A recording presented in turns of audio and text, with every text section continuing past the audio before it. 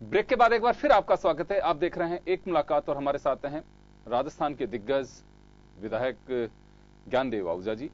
ज्ञान जी, कुछ स्टेटमेंट्स आपके ऐसे रहे जो काफी चर्चाओं में रहे, जिनको लेकर के कहा गया है कि विवादित बयान है। वो क्यों विवादित हैं? माने नेताओं को पैसे और यश से और गंदी आदतों से परे रहना चाहिए, विवादित क्यों है? और मेरे से माननीय प्रणामी जी ने बात की और भाई कमठान जी ने भी बात की और भी एक नेता दो नेताओं ने बात की। मैंने कहा मैंने पार्टी की लाइन से कहाँ हट करके बोला है? पार्टी के अंदर नेताओं को अच्छी ईमानदारी दिखानी चाहिए, मैंने ये बोला है। और विज्ञप्तियों के कारण आपको नुकसान है, तो मैंने कहा मेरी विज्ञप्ति के कारण नुकसान है। यहाँ तक कि उन्होंने कहा कि मंत्री इसलिए नहीं बनाया गया। मैंने कहा मैं मंत्री बनने के लिए कभी आपको रिक्वेस्ट करने नहीं आया, लेकिन पहले मंत्रिमंडल में क्यों नहीं लिया? तब तो मेरी कोई विज्ञप्ति नहीं था। दूसरे मंत्रिमंडल विस्तार हुआ, क्यों नहीं हुआ? इस बीच में कितने निगम बोर्ड मंडलों के अध्यक्ष बनाया गया, तब क्यों नहीं बनाया? अब मेरे स्टेटमेंट जेएनयू का पिछले 7-8 महीने से है और नेहरू परिवार को जनता मजारे उखाड़ करके फेंकेगी और नेहरू परिवार के लोगों को लोग थूकेंगे। ये जैसे सद्दाम हुसैन का इराक में स्टैचू उखाड़ के फेंके गए, ऐसे स्टैचू उखाड़ के फेंकेंगे, ये मैंने बोला है। और मैंने ये भी बोला है कि जेएनयू में जब राहुल गांधी गए तो साथ देशद्रोही काम उन्होंने किया और वहाँ नारा लगा अफजल हम शर्मिंदा हैं, तुम्हारे हत्यारे जिंदा है। तो अफजल की हत्या किसने की? फांसी किसने चढ़ाया? योगेंद्र जी फांसी चढ़ाया और सोनिया गांधी, मनमोहन सिंह जी ने और राहुल गांधी ने। उनकी सरकार थी, यूपीए की सरकार थी। उसमें फिर वो गद्दार था, उसको संसद को ही उड़ाना चाहता था, षड्यंत्र करके उड़ाना। लेकिन सोनिया राहुल की और मनमोहन का जिक्र क्यों? ये तो भारत के संवैधानिक दायरे में रह करके अदालत के हुक्म पे उन्हें फांसी दी गई थी। अदालत के सुप्रीम कोर्ट, हाई कोर्ट के हुक्म पर दी, जब दी तो उस समय ही। हाँ। ये किसको शर्मिंदा कर रहे हैं? अफजल हम शर्मिंदा है, तुम्हारे हत्यारे जिंदा है, किसको शर्मिंदा कर रहे हैं? मेरा ये तो कहना है वो कानून के दायरे में दी, बिल्कुल सही है। कानून के दायरे में जो उन्होंने करना था वो अच्छा काम किया। इस काम को मैं अच्छा ही कहूँगा, उन्होंने किया जो कानून के दायरे में किया। शायद नहीं करते तो और शर्मिंदा उनको ही होना पड़ता। तो मेरा ऐसा कोई वक्तव्य नहीं है जिसमें राजस्थान की भारतीय जनता पार्टी को नुकसान हो, केंद्र की भारतीय जनता पार्टी को नुकसान हो, या केंद्र के किसी नेता, राष्ट्रीय अध्यक्ष या माननीय मोदी जी। मैं तो माननीय मोदी जी को कृष्ण का अवतार कहता हूँ। मोदी जी को राष्ट्र पुरुष, देवता पुरुष, देवी शक्ति, और चाहे जग में सुंदर बस दो नाम, चाहे कृष्ण को चाहे राम। राम मर्यादा पुरुषोत्तम थे, कृष्ण ने मर्यादा तोड़ करके इतिहास रचा। तो ये तो इतिहास रच रहे हैं, ये तो एक अवतारी पुरुष है। आज नहीं तो लोग 10 साल बाद मानेंगे। कृष्ण के समय भी उनकी बात न मानने वाले उनके मामा कंस थे, उनसे पहले उनके भाइयों को मानने वाले भाई बहनों को। और राम के दुर्योधन भी थे जो उन्होंने नहीं माना, उस समय विरोध था। और यहाँ तक कि पांडव भी उनको नहीं समझ पाए, अर्जुन को भी उन्होंने विराट दर्शन दिखाना पड़ा। ऐसे भगवान श्री कृष्ण के अवतार है, मैं ये कहता हूँ मोदी जी। तो न तो मैंने मोदी जी, माननीय मोदी जी के लिए कहा कभी कुछ, न कभी माननीय अमित शाह जी के लिए कहा, और न माननीय वसुंधरा जी के लिए कभी कुछ कहा।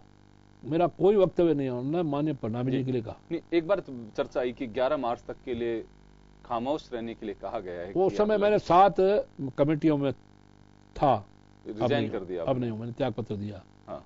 उस समय आया कि गांधी जी नाराज हैं। लेकिन वजह क्या रही? नरपत सिंह राजवी ने भी दिया था, उनका तो कहना था कि मेरे से जूनियर लोग हैं, उनके मैं अंडर में काम नहीं कर सकता। आपका वजह क्या रहा 7 कमेटियों से? मैं जूनियर सीनियर नहीं देखता हूँ, किसने क्या कहा, उनकी इच्छा।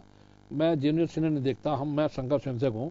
हमारी शाखा में मुख्य शिक्षक अगर हमसे चौथाई उम्र का भी है और 10, 12, 15 साल का भी है मुख्य शिक्षक, तो वो आदेश देता है तो मानते हैं। तो इसमें सीनियरिटी जूनियरिटी का मामला नहीं। मामला तो ये है कि मैंने जो बोला पार्टी लाइन से अलग हट के कुछ नहीं बोला, और किसी नेता की अवमानना नहीं की। उनकी तो क्या, किसी छोटे नेता की नहीं की, जो प्रांत के उपाध्यक्ष हैं या मंत्री हैं, या और जो मेरे यहाँ बहुत छोटे कार्यकर्ता प्रभारी बनकर के अलवर में आए, मैंने उनको माला पहनाई। अरुण चतुर्वेदी 3.5-4 साल के मेरी गोदी में खेले हैं, 4.5 साल के होंगे, 5 साल के होंगे। और मैं उनके पिताश्री माननीय श्री पुरुषोत्तम चतुर्वेदी जिला कार्यवाह थे, मैं उस समय जिला परिचालक था बचपन में, और वो भी मंत्री बन के आए। पहले पार्टी अध्यक्ष बन के आया तो माला पहनाई, फिर मंत्री बन के आया तो माला पहनाई।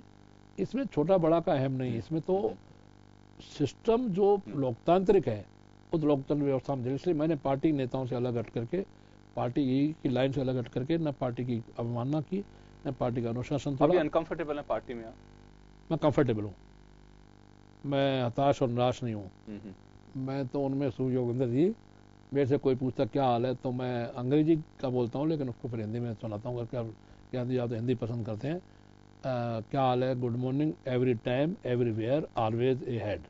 हर समय, हर सुबह, हर बार, हर जगह मैं सुप्रभात हूँ। मेरे समय का इवनिंग और नाइट में नहीं मानता, मैं तो शाम को भी गुड मॉर्निंग हूँ, सुबह भी गुड मॉर्निंग हूँ, रात को भी गुड मॉर्निंग हूँ। Always happy. Always happy. तो बीच में थोड़ा सा कुछ गड़बड़ रहा आपका, नाराजगी की वजह, आपने लोगों से कहा कि राजनीति में, जीवन में मत आना। वो मैं स्कूलों में बोलता हूँ जी, क्यों नहीं आने देना? स्कूलों में? मैं इसलिए, जरूरत है राजनीति में। स्कूलों में मैं इसलिए, आपको मैं समय हो, स्कूलों में मैं इसलिए बोलता हूँ कि एक कविता है माननीय शांता कुमार जी की, हिमाचल प्रदेश के मुख्यमंत्री रहे और राष्ट्रीय केंद्र में मंत्री भी रहे, केंद्र मंत्री रहे। उनकी कविता है चंदा लेने और देने वालों की, कि एक दिन सुबह सुबह मेरे दरवाजे पे दी किसी ने दस्तक, एक दिन सुबह सुबह मेरे दरवाजे पे दी किसी ने दस्तक, मैंने उठाया मस्तक, पूछा कौन, वो रामोन। मैंने फिर पूछा कौन, वो रामोन। मैंने दरवाजा खोला तो वो बंदा बोला, चंदा देने और लेने वालों का व्यंग्य है, नेताओं पर कटाक्ष है। मैंने दरवाजा खोला तो वो बंदा बोला, लाइए 5 रुपए का चंदा। मैंने दरवाजा खोला तो वो बंदा बोला, लाइए 5 रुपए का चंदा। मैंने पूछा, वैसे तो मैं चंदा नहीं देता, क्योंकि चंदा लेने वाले रामलीला कमेटी वाले, धार्मिक कमेटी वाले, खेल खिलाड़ी कमेटी वाले, राजनीति वाले चंदा लेते हैं, डकार जाते हैं और 4-8 सीमेंट सरिया तक डकार जाते हैं, इसलिए मैं चंदा नहीं देता।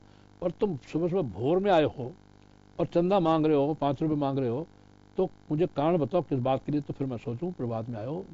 तो मैंने दरवाजा खोला तो वो बंदा बोला, लाइए 5 रुपये का चंदा। मैंने पूछा किस लिए, तो बोला चौराहे पर एक नेताजी कलफदारी कुर्ता पजामा जैकेट पहने हुए चौराहे पर नेताजी की लावारिस लाश पड़ी है, उसके लिए लाइए 5 रुपये का चंदा।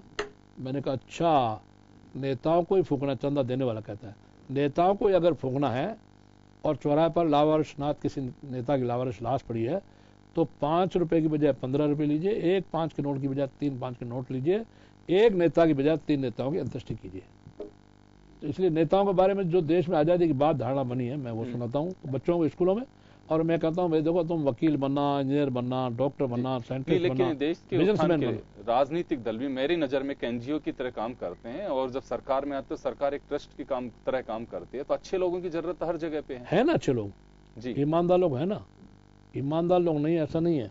पर मेरा स्कूली बच्चों में मेरे भाषण रहे जिसका बहुत प्रचार हुआ, और 2-3 अखबारों ने तो राष्ट्रीय अंतर्राष्ट्रीय स्तर पे भी इसको कहा कि मैं कहता हूँ भाई देखो, नेता होते हैं निकृष्ट और भ्रष्ट, तुम राजनीति में मत आना, फिर भी आओगे तो तुम्हारा प्रारब्ध है। ये भी मैंने कहा, भगवान श्री राम का राज तिलक हो गया और उन सिंहासन पर बैठ गए, लेकिन जब मुकुट पहनाया जाने लगा तो के मंथरा बीच में आ गई, 14 साल बनवास चले गए। वो उनका प्रारब्ध है, भाग्य के ऊपर प्रारब्ध। फिर भी बच्चों, तुम्हारा भाग्य के ऊपर प्रारब्ध होगा तो तुम नेता बनोगे, उसमें मैं कहाँ रोक सकता हूँ, ये मैं बोलता हूँ और लगातार बोलता हूँ कि नेता होते हैं निकृष्ट और भ्रष्ट। अच्छे नेता हैं, ऐसा नहीं है, और माननीय नरेंद्र मोदी उनमें से निकल के आए, माननीय अडवाणी जी, माननीय अटल जी उनमें से हैं। तो आपका रेगुलर कांग्रेस में भी आजादी से पहले, आजादी के बाद 1 दशक तक अच्छे नेता थे, और अब दम घुट रहा है अच्छे नेताओं का। मेरी व्यक्तिगत कांग्रेस सीट में बात होती है, राजस्थान में 1-2 कांग्रेसी नेता हैं जो मुझे कहते हैं कि गांधी जी आप बिल्कुल सही कहते हो, और अब क्या करें, हम दल बदल नहीं करना चाहते, बाकी कांग्रेस में हमारा दम घुट रहा है, लोग कहते हैं। भारतीय जनता पार्टी में दम घुट रहा है ये कोई नहीं कहता जी। लेकिन यहाँ पे भी इंटरनल डेमोक्रेटिक सिस्टम है, मुझे लगता है उसका तो कहीं हनन होता दिखाई दे रहा है। देखिए, डेमोक्रेटिक सिस्टम में आप अकेली भारतीय जनता पार्टी है कि जहां पोलिंग का चुनाव, जहां मंडल का चुनाव, जहां जिले का चुनाव, जहां प्रांत का चुनाव, राष्ट्रीय स्तर पर चुनाव होता है, और कोई पार्टी नहीं है। सोनिया गांधी नॉमिनेशन होता है, बोलने की आजादी में अगर अपने को बात रखना चाहे, रखते हैं, पार्टी के प्लेटफॉर्म पे रखते हैं, पार्टी के प्लेटफॉर्म से अलग हटकर। सुनवाई कितनी होती है? मेरे को आज ही पत्रकारों ने कहा 11 मार्च के बाद में आप कुछ कहने वाले थे, मैंने कहा भाई 11 मार्च के बाद जो मेरा था वो चैप्टर क्लोज, क्योंकि अब राष्ट्रीय पदाधिकारी आ रहे हैं और उनके सामने पार्टी के प्लेटफॉर्म पर टेबल पर अपनी बात रखूंगा। तो अभी भी जो आपकी पीड़ा है या कोई वजह है वो मीडिया के सामने कहीं ऐसे सार्वजनिक प्लेटफॉर्म पर मीडिया के सामने या सार्वजनिक प्लेटफॉर्म पे या सार्वजनिक चर्चा करके पार्टी की अनुशासन की लाइन को मैं तोड़ना नहीं चाहता, क्योंकि मैं मूलतः राष्ट्रीय स्वयंसेवक संघ का स्वयंसेवक हूं। तो पार्टी के उचित प्लेटफॉर्म पे बात करेंगे, वहां करेंगे जी। तो ऐसा संगठन को के लिहाज से, सरकार के लिहाज से किस बात किस तरह की है? सरकार की को लेकर के है, कुछ कार्यशैली सरकार की भी है, पार्टी की भी है, किसी की कार्यशैली को लेकर? मैं बचपन से चूंकि संगठन का व्यक्ति रहा हूँ, संगठन का काम मैंने किया है जी, इसलिए पार्टी का भी है और सरकार का भी है, दोनों मुद्दों पर बात करेंगे। जी। वी सतीश की जगह संतोष सिंह जी को लगा दिया गया है। नहीं, लगाया नहीं है। हाँ, उनको प्रभारी बना के भेजा है। उनको भेजा जा रहा है, 24, 25, 26 को आ रहा है। वो पार्टी और संगठन की बात करेंगे, समय हो गया। जी जी जी। तो उससे कुछ स्पेशली कुछ विशेष उसके लिए भेजा जा रहा है? अब देखिए उनको क्या कहा गया, क्या बात करते हैं, उनसे मिलेंगे तब कुछ आगे की बात होगी। वो भी हम सड़क पर नहीं आके हैं क्योंकि सड़क छाप नहीं है, हम लोग हम अनुशासन में जुड़े हुए, अनुशासन बंधे हुए लोग हैं। तो सड़क पे बात कही जाना, सड़क छाप वो नहीं कहनी चाहिए, संगठन के स्तर पे कहनी चाहिए। संगठन में सुनवाई नहीं हो तो? संगठन में सुनवाई नहीं हो तो और ऊपर है नेतृत्व हमारा वैचारिक धरातल है वहाँ, बाकी सब। लेकिन बहुत सारे लोग हैं कि उनका कहना है कि नीचे से ऊपर तक कहीं सुनवाई नहीं होती है। ये किसका कहना है मुझे पता नहीं, मेरा कहना नहीं है जी। मेरा कहना है सुनवाई तो होती है। हाँ। सुनवाई होती है और बराबर होती है। चलिए, समय कम है, दो छोटे छोटे सवाल है। रामगढ़ को लेकर के ये कहा जाता है कि आप पोलराइज करके चुनाव जीतते हैं। अब यूपी में पोलराइजेशन हो गया ना, राजनीति में चुनाव जीतना ये बड़ा फैक्टर है। किस समीकरण और समन्वय से जीतते हैं ये बड़ा फैक्टर है। अब मेरे समीकरण क्या है, विकास भी किया है, लोगों का दिल भी जीतता हूं। यहां तक बताऊं योगेंद्र जी को, मेरी कास्ट का एक भी वोट नहीं है सिंधी समाज का, और 2 रुपये जेब से पैसा खर्च नहीं होता। सारा पैसा जनता करती वहां की या कहीं से भी कार्यकर्ता लाते हैं, पुराने भारतीय मजदूर संघ के लोग भी लाते हैं। और कास्ट करना सिंधी वोट है, सिंधी परिवार है, फिर भी 4 बार एमएलए बन जाऊं, ये बड़ी बात है जी। और मुझे लग रहा है उस मिथक को भी आपने तोड़ा कि रामगढ़ सत्ता के खिलाफ चलता है, हमेशा अपोजिशन की सरकार बनती है। हाँ। उस मिथक को भी तोड़ दिया इस बार। चलिए, नेक्स्ट स्टेप क्या होगा आपका? नेक्स्ट स्टेप तो विधानसभा के बाद क्षेत्र में जाएंगे। 59 पंचायतें हैं, 59 पंचायतों में प्रतिदिन 2 या 3, 4 पंचायतें कवर करके उसके बाद में आगे के कदम लेंगे और विकास करेंगे। जो बजट मिला है, और बजट भी मुझे जिले में सबसे अच्छा मिला है, मैं धन्यवाद दूंगा माननीय। तो नाराजगी दूर है सत्ता के साथ में आपकी? वो नाराजगी है ही नहीं ना, सत्ता के साथ वो नाराजगी नहीं है जो आप सोच रहे हैं। मन मालिन्य नहीं है, मतभेद है पर मनभेद नहीं है। भूल हो सकती है, गलती हो सकती है, पर बेईमानी नहीं हो सकती, ये भारतीय जनता पार्टी। तो वो दूर हो गई, जो मनभेद है वो दूर हो गए। देखिए, मतभेद वर्किंग के मेथड में है, वर्किंग के मेथड में मनभेद नहीं है, इतना ही दूर है। अभी मतभेद है या मनभेद है? मतभेद तो है, मतभेद है। कब तक रखेंगे उन्हें आप? अब ये तो केंद्र से बात करके बात करेंगे।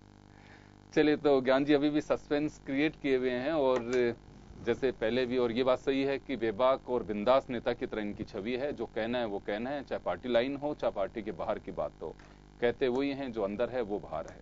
यही बात इनके लिए, चाहे मजदूर संघ का वक्त रहा हो या फिर आज विधायक बनने के बाद विधानसभा की बात हो, जो कहना है वो कहना है। और अब लेकिन ये सस्पेंस बनाए हुए हैं कि इनका मनभेद या मतभेद पार्टी लाइन पे बताएंगे, और उसके बाद ही कुछ बता पाएंगे कि आखिर उसकी वजह क्या है और क्या मनभेद है। खैर चलिए, उसका भी हमें इंतजार रहेगा, और आपने हमारे साथ अपना वक्त बिताया। Wait and see, watch and see, hope for the best and prepare for worst. चलिए, हमारी शुभकामनाएं हैं आपके लिए, और आपने हमारे साथ इतना वक्त स्पेंड किया उसके लिए बहुत बहुत आपका थैंक्स। धन्यवाद। आप भी हमारे साथ जुड़े उसके लिए बहुत बहुत शुक्रिया। आपको भी धन्यवाद। एक मुलाकात में बस इतना ही, दीजिए इजाजत, नमस्कार। जन टीवी को धन्यवाद।